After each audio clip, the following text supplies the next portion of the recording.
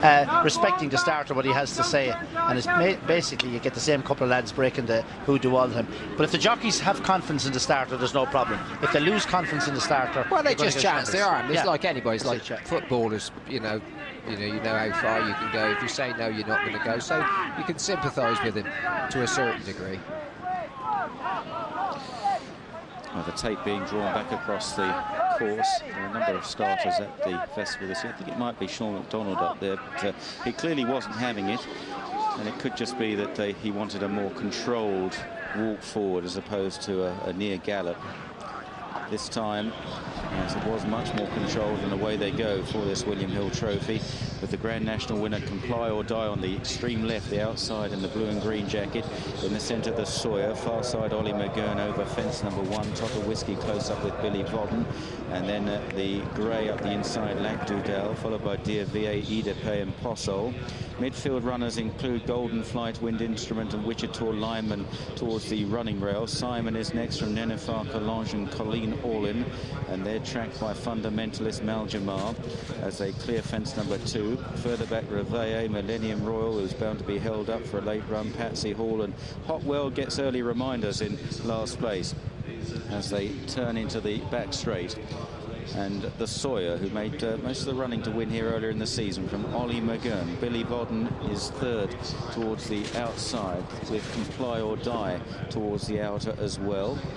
Totter Whiskey is handy, Lac Dudel towards the inside. Dear VA in the noseband in about 7th or 8th. Ruby Walsh now in the yellow jacket. Wichita Lineman takes the water on the inside. Look out for Tony McCoy in a white cap. He's about 10th at the moment. The Sawyer, Billy Vodden, Ollie McGurn are the front 3.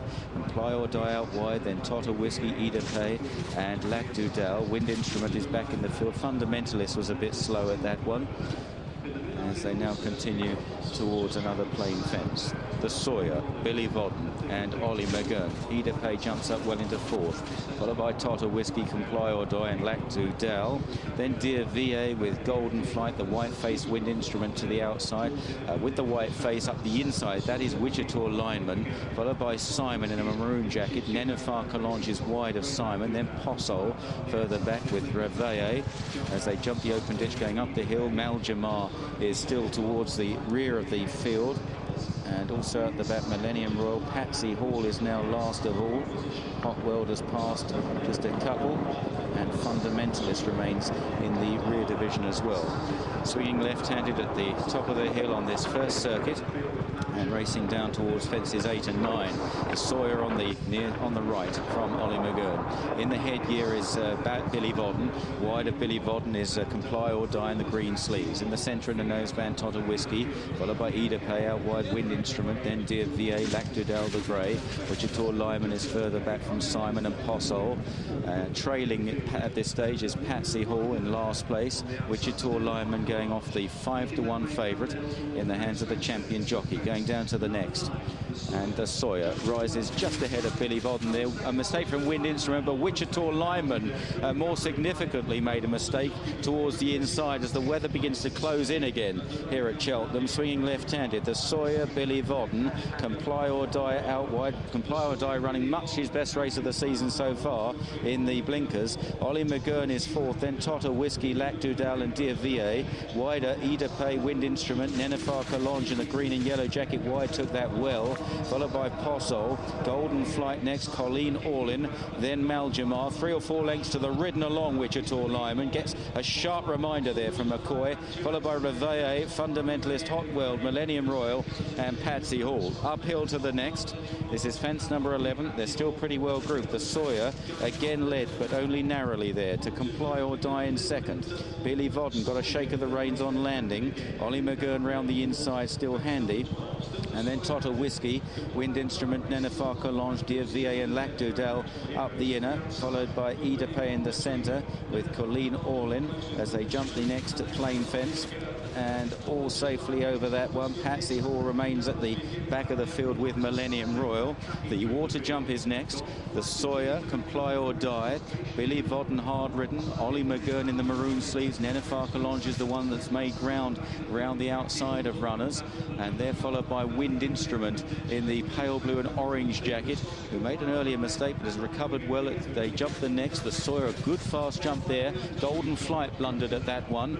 Wichita Lineman is trying to recover the lost ground, is probably about 12th or 13th at the moment. Look out for that white cap as they jump the next. Comply or Die, just about in front there from the Sawyer. Little to choose between them as they now run uphill towards another open ditch. Ollie McGurn right there between the pair. They've been on the sharp end throughout, and they are followed by Wind Instrument, then Nenuphar Collonges towards the outside. Dear VA is right there. Totter Whiskey up the inner. A mistake there from Colleen Allin cost her a few lengths there as they now run to the top turn, and it's the Sawyer and Ollie McGurn that now kick a couple of lengths ahead of Wind Instrument. Then Comply or Die. Nenuphar Collonges looming up.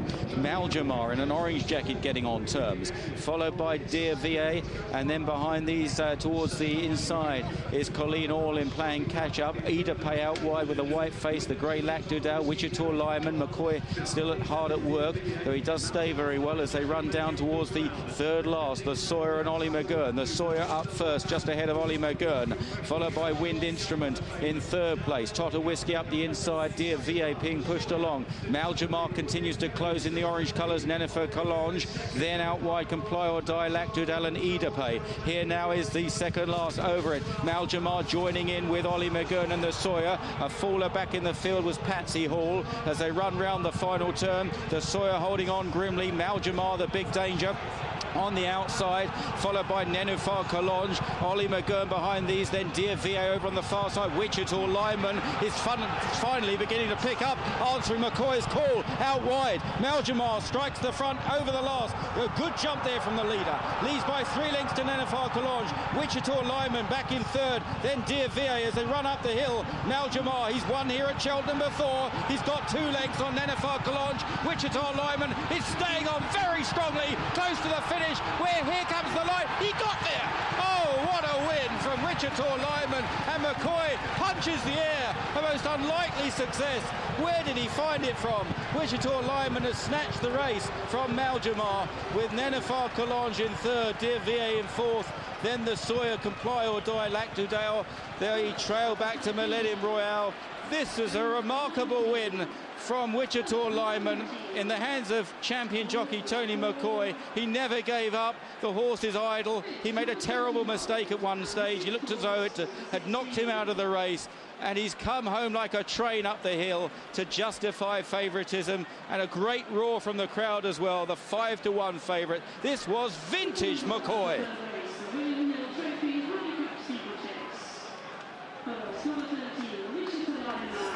To AP, the punters love you because you never give up. You earned that one, mate. Yeah, my trainer fancied him like mad and had a lot more faith in him than me, you know, and I'm glad. I think the owner listened to him and not me, so fair just to the trainer. He's got this dad absolutely spot on. And I knew at the bottom of the hill at the second last, I was loads close enough, you know. But you did have a mistake on the first circuit. Yeah, I just lost me pitch a little bit. But as I said, this is down to the trainer, not me. Well, I don't think everyone will agree with that, but you've really earned that, and I don't think I've ever seen you so puff before. Yeah, I had a blow. Well done.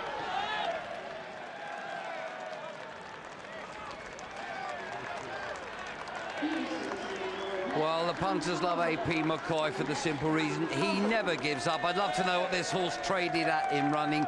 I mean, I was watching this with a seasoned professional who said, well, that is just one of the rides of the season. But we watched this fella produce rides of the season weekly down the years. Not for no reason has he ridden 3,000 plus winners. He just never says die.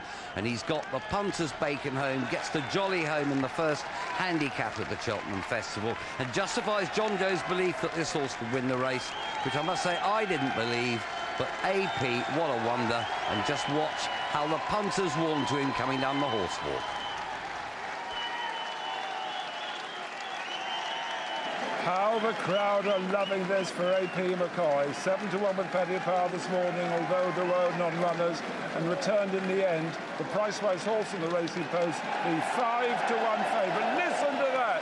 I've never heard such roars of approval. They love the champion jockey. 5-1. He lifted that horse home, Wichita Lineman. Poor old Maljimar and Darren Jacob looked like a winner all the way up the straight. Runner-up, beaten a neck at 14-1. The third horse was Nenuphar Collonges, who was well backed into 17-2. Fourth favourite, Dear Villez and Walsh was fourth at 16-1. And this winner, Wichita Lineman, won the Spa Hurdle here in 2007, was 10th in the champion bumper, and was 9th in the World Hurdle. So a fair record at Cheltenham for Wichita Lineman. Wins it today at 5-1, and only the 15th favourite at 83 runnings to win it. Only the third since Chancer in 1969.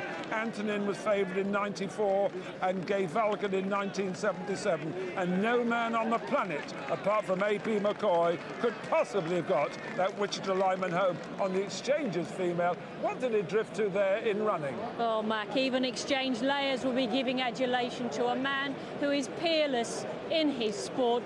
What did he drift to in running? Amazingly, 59-1 Wichita Lineman. Although there was a huge noise of applause, there'll be some people absolutely crying because they've laid 59-1, 54-1, and all prices down. And he was opposed by some Exchange layers before the off. But what can you say any more about AP McCoy? We have indeed run out of superlatives and some. Well, with me now, just taking the congratulations, is John O'Neill. First of all, great horse, but what about that ride? That's what McCoy is all about. He was just magic, brilliant. Absolutely. It's brilliant to watch, brilliant. He made a few mistakes during the race, which didn't help him, you know. But when he got him running, I knew when he gave him a few belts top of the hill, there was a bit in the tank, because AP wouldn't be doing it if he didn't think he had a chance, you know. Yeah. And I thought they've gone a fair gallop, and there's every chance that they might just come back a little bit. But I thought, even going to the last, I thought he had too much to make up, really. But magic man, magic horse, brilliant. Congratulations. Well done, John Joe. Cheers. Thanks. Well, super race. If you